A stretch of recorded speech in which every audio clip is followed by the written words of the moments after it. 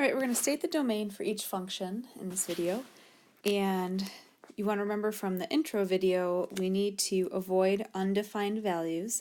So we got to look out for fractions, because remember you cannot divide by 0. And we also want to look out for radicals or square roots. So function a, f of x equals x squared minus 4.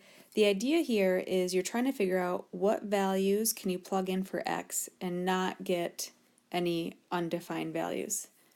So x could be negatives, x could be 0, and x could be positives, and you'd still be okay. If you subtract 4 from those numbers, then you don't wind up with anything undefined.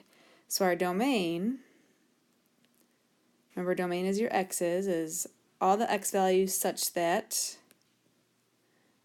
all the real numbers. So we don't really have any restrictions on that. So our domain is all real numbers, and we're going to use that notation to represent it. Moving on to example D, we have g of x equals 1 divided by x minus 3 times x plus 7. So we're on the lookout for fractions and radicals, and this one has fractions. So we have to avoid dividing by 0, because if you divide by 0, you get an undefined value. So anytime you have a fraction, you want to make sure that your denominator never equals 0. So the easiest way to do this is just take your denominator, go ahead and rewrite it. We have x minus 3 times x plus 7 does not equal 0. And then we're going to solve this for x. Well, we can see it looks like factored form. If you remember factored form from algebra, x minus 3 times x plus 7 does not equal 0. So we're going to write these mini equations. X minus 3 does not equal 0, and x plus 7 does not equal 0. Solve each for x, so x cannot be a positive 3 if you were to add 3 to both sides. And then over here, if you were to subtract 7, you would get a negative 7. So x can be every single value except for those two, because those are the two that if you plug them in to the original function, you would get a 0 in your denominator. So our domain, all the x's such that x cannot equal 3, and x can also not equal a negative 7.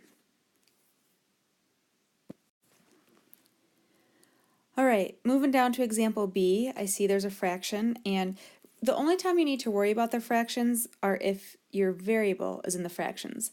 And by the way, we are not concerned with the numerator unless there's a radical in the numerator, but we want to look at the denominator of your fraction. If that's where your variable is, then we have to figure out what the domain will be.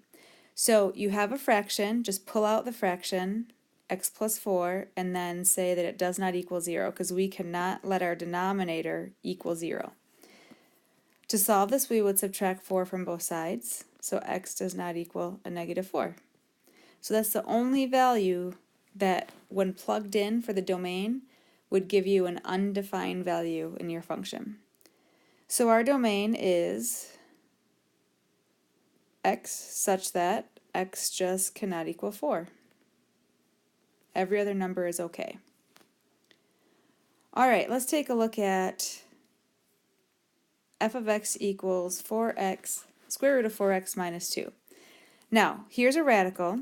Remember, you can only square root things that are positive. So we need whatever's underneath the radical. It's kind of like pulling out the denominator. We're going to pull out whatever's underneath the radical, 4x minus 2.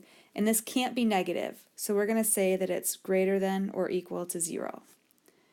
So we go ahead and solve this equation, add 2 to both sides, so we have 4x is equal to 2, divide by 4, so x is greater than or equal to 2 over 4, which reduces to 1/2. So our domain, remember, it starts out with all x's such that the x's just have to be greater than or equal to 1/2. Anything less than that will give you a negative value underneath your square root, and you will not be able to take the square root of it. So anytime that you have a radical, pull out what's inside, and you're going to throw in this greater than or equal to 0. If you have a fraction, take out your denominator and you're going to say does not equal 0, and that gives you your starting point for where to solve.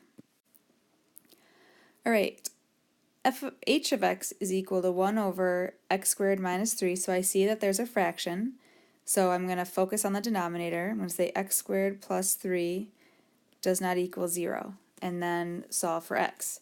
So we'll subtract 3 from both sides.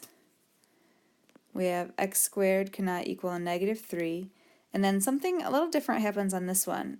When we go to square root both sides to undo the squared, right here we're trying to square root a negative 3, and we know that that can't happen. So let's just go back and think about our function. X squared plus 3. Is there any number that you can square and add 3 to it to equal 0? And really the only thing is if this was a negative 3. Can you square anything to get a negative 3 so that when you add 3 it equals 0? And any numbers that you square are positive, so we're never going to get 0 in our denominator. So that means that there are no restrictions. Your domain is all of your x's, which are going to be all real numbers.